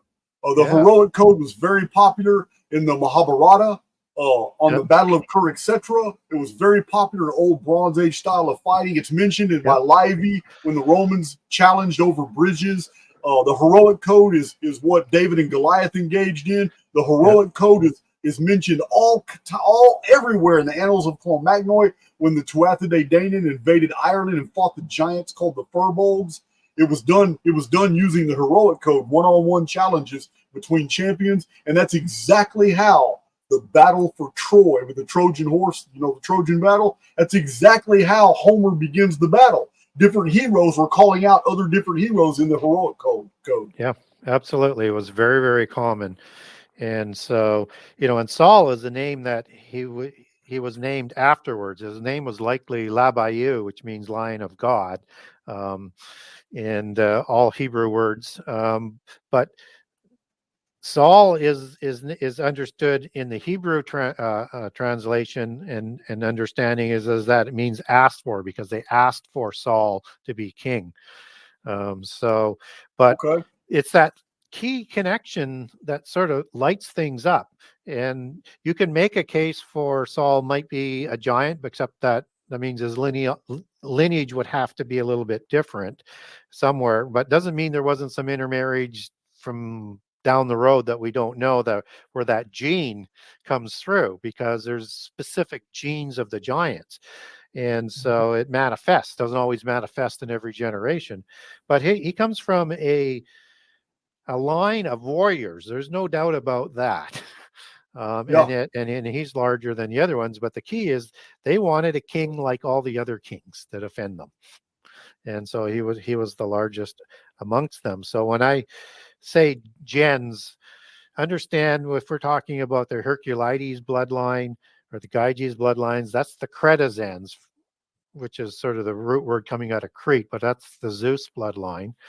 Other ones would be the Albigens, that is more popular, more in the European ones, and that This is the origin of Greek mythology. Most people don't realize this. Crete is where most of the histories of the gods unfolded. Yep, a lot of it did, absolutely. Yeah, and another one would be the Julia gens, which people might be familiar with. That goes back to Romulus and Remus, offspring of Ares. Again, giants and all the senator families. So Yep. there's these genses all around the world. There's just allegories for it, but it will produce, as it's been sort of diluted, because they had to intermarry after the flood.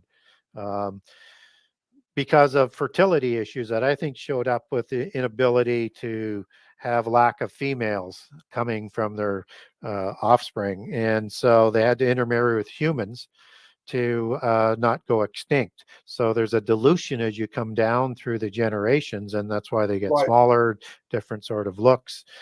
And it's also why the royales would use a pure blood genealogical matriarch to start a new dynasty with a high profile, ennobled dragon bloodline. So a fairy bloodline and a dragon bloodline to start a new dynasty, just as you would sort of have biblically in Genesis 36 with the Amalekites, which are not the Amalekim of Genesis 14, because there's a couple hundred years difference there in the genealogy. They're just named eponymously after the Amalekim giants who live in the Petra area, and they're going to go live amongst them. But that's the dynasty started by Eliphaz and Timnah. Timnah is a female Horim, daughter of Seir, of the dukes of Seir, and Eliphaz is the son of Esau, brother of Jacob, who lost Right.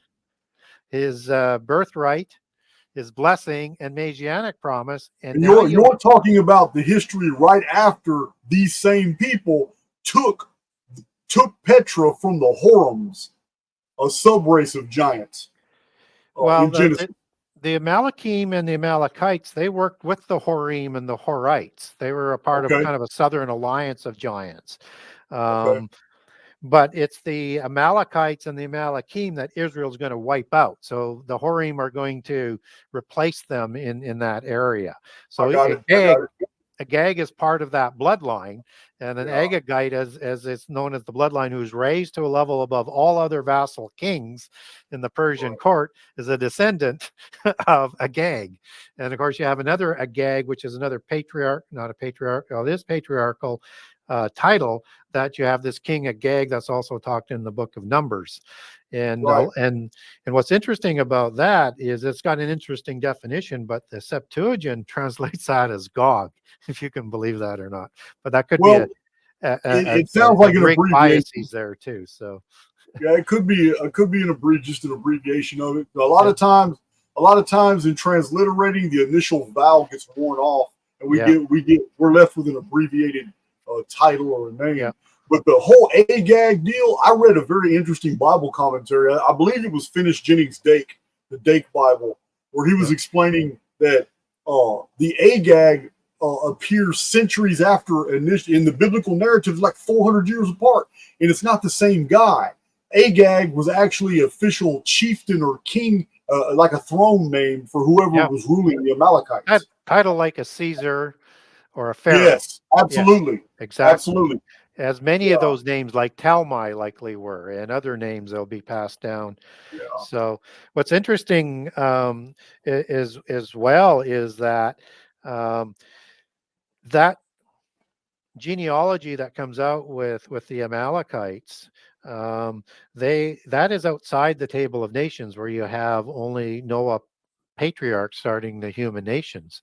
There are right. 9 patriarchs within that 70 who don't have a patriarch, and that would be the Amorites, that would be the Jebusites, and all the 9. You get Heth, Sidon, and Canaan listed, but then you have these families, which is, you take that back to Hebrew, Makpaka basically means to be a family or a different species. You Okay, don't I want to comment on this. let You're hitting on something vitally important Yep. And about so I just want to finish my comment first, because it frames it even better. Is that Rapha, patriarch of the Rephaim, is not in the table of nations. right, Arba, who's the patriarch for the Anakim, that the book Anakim of giants. Joshua talks about, is not in the table of nations. You don't have Right, giants as patriarchs in the human table of nations, but you get these families. right, So when you look at the Amorites, that's the hybrid branch. There could have been a giant branch of a similar Amorim, as I would do it, but from the patriarch Amor, as he's listed as the servant of the god Amor, a giant in the Ugaritic text. He's mhm, probably the Rephaim that starts the hybrid race. And because he had it was a Rephaim patriarch, he's not listed in there, and that's why you have Genesis 36 with Timnah and Eliphaz listed separately, and also Esau married Oholibama, which is another Horim female giant. right, right. Listen, I gotta. Okay, I'm gonna backtrack here to what you Okay. said. Okay, a long time ago, in the 19th century, researchers had already broke down the book of Genesis to its core components, and it was realized that there was a very clever colophon inserted throughout the book of Genesis. There are 12 of these. You already hit on it, even though you didn't mention it. The colophon is indicative to scholars that we're dealing with a text that actually came from tablets that were originally written as 12 parts, like the Epic of Gilgamesh, 12 tablets, Yep. or the Yep. Enema Elish of Yep. Babylon, which was 7 tablets of creation. In Genesis, the colophon reads, and these be the generations of Adam, and these be the generations of Seth, and these be the generations of Enos, and Yep. these be the generations of Enoch, and these be the generations of Noah. This is mentioned over and over. Then we get the generations of Abram. These be the generations of Jacob. Genesis is supposed to cover 2,555 years of Old Testament history, and yet these colophons break it apart perfectly using the term Tolida that you said earlier, generations, meaning we are given the history. The history that's important here is not of the whole human family. We're given the history of the Tolida of this one bloodline. Yep. when this bloodline survived the cataclysm we know of as the flood of Noah, vapor canopy collapsed, firmament fell, the day the sky fell, however you want to say it. When that happened, after that, now we have a vast genealogy that shows the spreading of this bloodline. You're now introducing those who were adversarial, those who were not a part of the Toledah, the generations of Adam.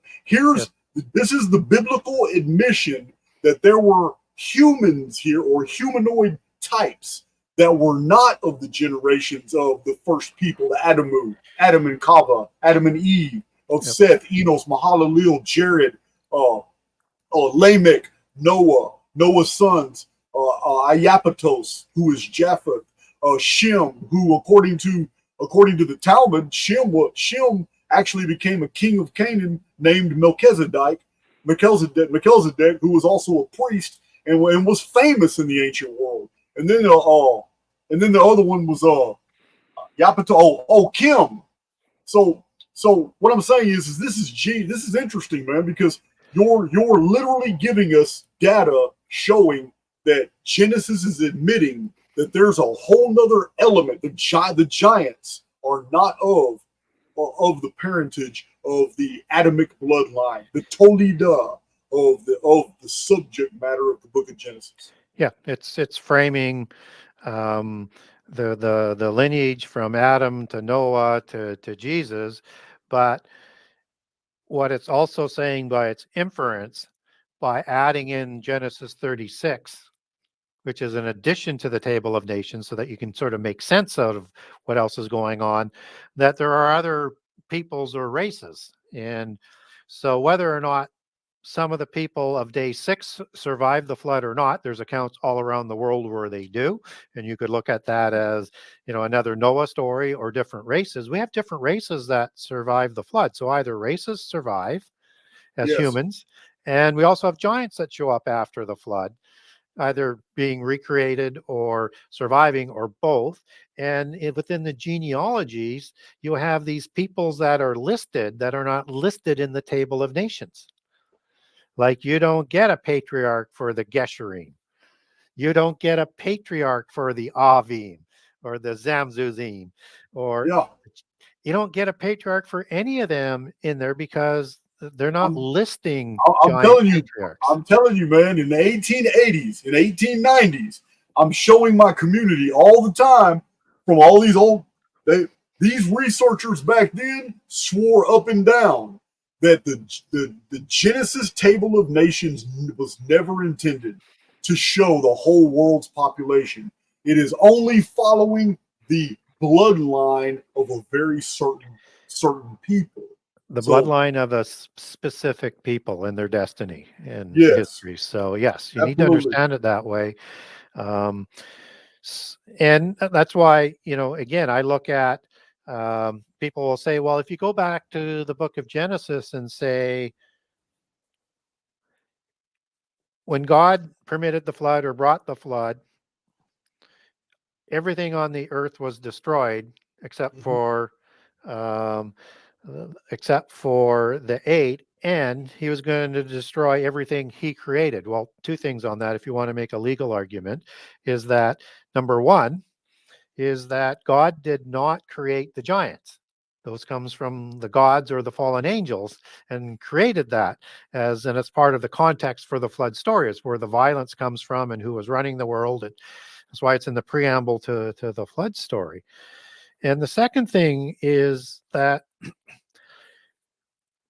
we don't know how they survived the flood. If they survived the flood, we can speculate. Other accounts around the world have stories about that, but from a Christian, we would speculate from the knowledge there. But God is Alpha Omega. He knew the angels were going to rebel, and the gods who become the gods. He knows they're going to create the giants, and he knows they're going to help them to survive. And he's letting everything sort of play out. So they could have saved the giants in the earth, off the earth, in another dimension, on arcs, and in a whole bunch of other different ways had they chose to do so. And by inference, they could have helped other humans survive. So because how do we get the four races? Well, if you say, okay, nobody else survived, then you have to have the genes of those four races within the wives. We know the genealogy of the males, Noah and his three sons, but we don't know the genealogy of the wives. So that would be the only way, that each of the wives was from the different races, or some survived. Okay, And well I let me always, add let me add to this, because you're making some very good you're making some very good connections here.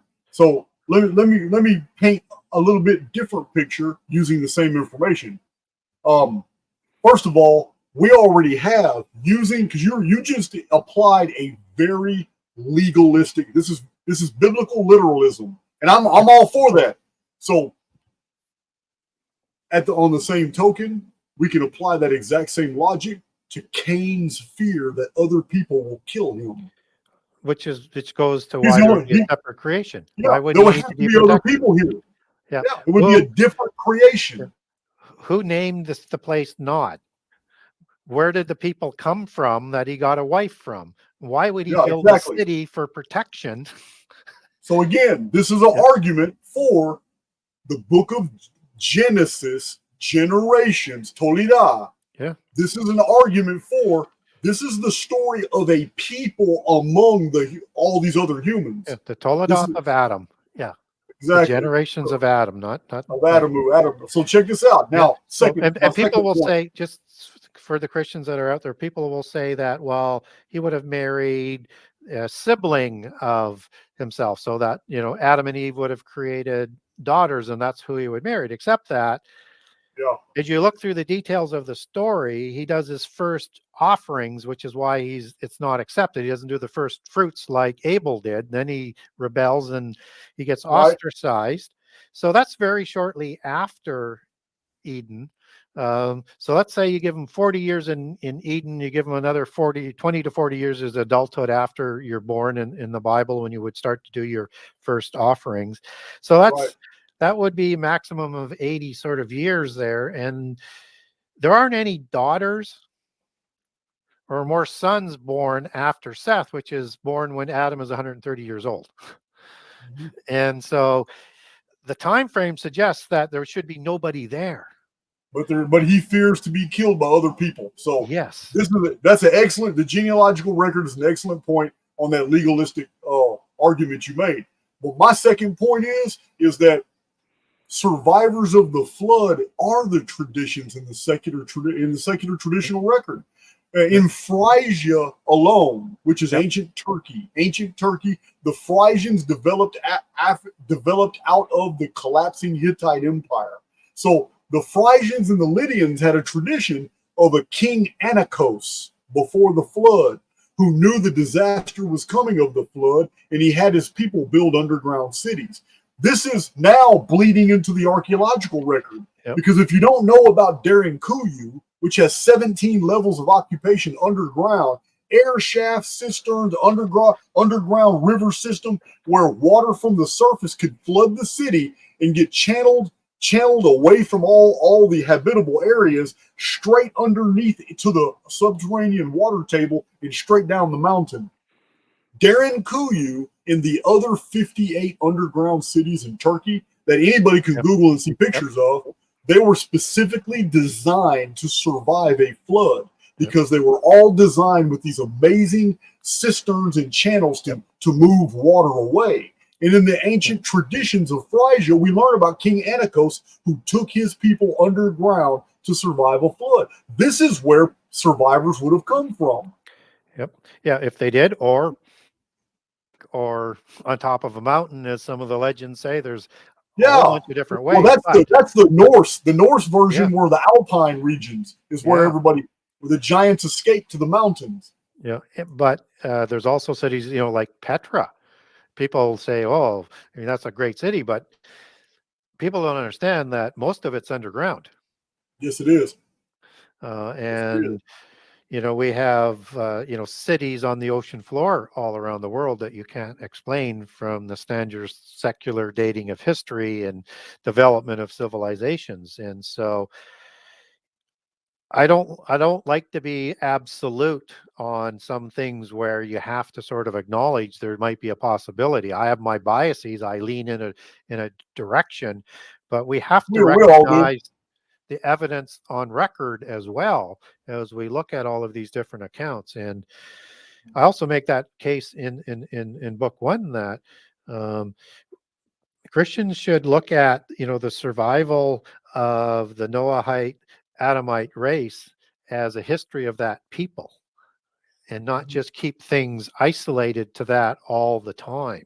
And that goes back to the word Toledoth that you're talking about, the genealogies and the language is there to underscore it, and that it would be understood by the ancient Israelites when they received it from Moses, the Torah, that that's exactly what they were talking about, not the Right. rest of the peoples.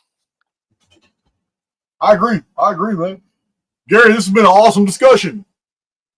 But I'm about 3 cups of coffee in and 2 bottles of water in, and I got to get to that bathroom. Well, Here's two more interesting books I've read on giants. You've seen these? Yep, I know those. Yep. Yeah, they're pretty interesting. Got a lot of these books.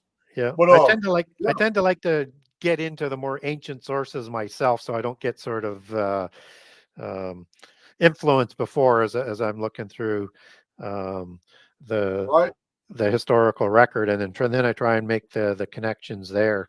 So if people want to know about how much information is in prehistory in the Bible, you're going to go to book 2. If you want to see that in combinations around the world, that's book 1. But there are more giant nations named in the Bible than I've mentioned here, and I've mentioned a lot of different names. And I take these tribes back to giant patriarchs using different methods and provide a lot larger understanding of the world that the Noahites went into and why they were so afraid at Babel, and what was the people that were already in the land that they migrated into were already giants. Right. And once you start to understand that, it changes your whole view of what our history was all about and how much it's been kept from us. So do you have plans for like a 3rd book? I am writing a 3rd book, and I have a 4th one. The 3rd book is going to be a little bit more prophetic in the Holy Covenant, but it starts with the time of giants with Abraham and part of the story that you're talking about earlier and expanding a little bit on that. But there's another book where I really want to get deep into different kinds of giants and other things like that. Because once you understand that the fallen angels created an oikaterion, which is a dwelling place for the spirit, a soul and a body, so they could interact physically to pass on that DNA, and that you have angels that were described as serpents, seraphim angels, or serpent-faced angels, and that you have 4 faces of a cherubim, and they would take 1 face of those 4 faces when they were on earth.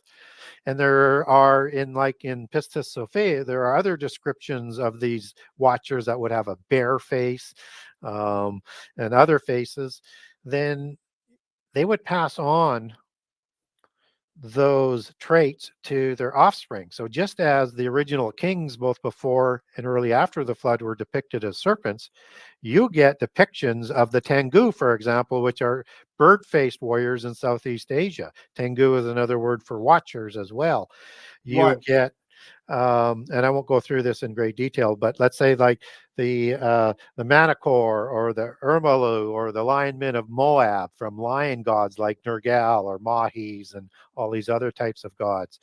It starts to change that whole understanding of what is so-called mythology with all of these different types of giants and warriors that were out there. Yeah, I agree. Have you ever heard of this? Horned giants existed in the Balkans. Vladimir Serban. The Balkans. I don't know much about the Balkan states. It's around the Black Sea area, right? Oh, yeah. Well, that was a hotbed of giants where the Scythians mostly were sort of dwelling. And the Scythians are part of the Indo-Aryan race, and they're the proto-Greeks the Greeks are going to move among, just as the Etruscans would be the proto, Romans. And so Scythians, Etruscans, names like that are Aryan nations that people settled amongst. And then you get that sort of merged culture and nation coming out of that. So, for example, what's interesting is you get like a god in the Etruscan pantheon, who originally they settled, the 7 mountains of Rome, descendants of Romulus and Remus. But in their pantheon, they have a god named Cern, Cern, or Kern, as it's translated down through some of the different mystery. It's often popularized as Cernunnos. Yes. Well, that's the Druidic version of the same transliteration. And that word Cern or Kern, which is the same root word for the 2 horns, or Kern or Keren as it is in Hebrew, is an Indo-Aryan word, Cern or Kern, and it's pronounced as it comes down through history either as a K or an S. And this is the horn god, which is again equivalent to the Odin god. And the horn god of Kern is depicted as a goat god and a nature god, which the horn god of the Pan gods and gods like that, Bacchus, there's a whole bunch of different ones. These seem to be sort of a degraded form of watchers. But again, what it gets into is how all of this knowledge has influenced our history, our religion, and our languages. And if you want to understand prehistory, you have to understand giants. If you want to understand prophecy, you have to understand prehistory. So it's just that important. And I go through so much of that for Christians in book 2. So book 2 is, you don't have to be a Christian to read it, but if you're not familiar with the Bible, you're going to be pulling out the Bible a lot. But I also guarantee that Christians will have to pull out the Bible too, because they won't believe what's actually written there until they look at it. So much. There's no doubt. There's so much. I mean, just when I think I've mastered a passage, I get a whole new layering of understanding. It's there's no doubt about it. No doubt. So you guys can see right here, this is the Genesis conspiracy. I believe this is the book 1. This book 1 right here, Gary, on Amazon, on the screen. Well, I have both books up there. I can't see which book that you're showing. I just see a link on there. Well, if you go to book 1 on Amazon, it'll lead you to book 2 also. Yeah, it will. Or if you go to my website, you can get signed copies there. Or you can link over to Amazon.com, Amazon.ca, and BarnesandNoble.com from the website.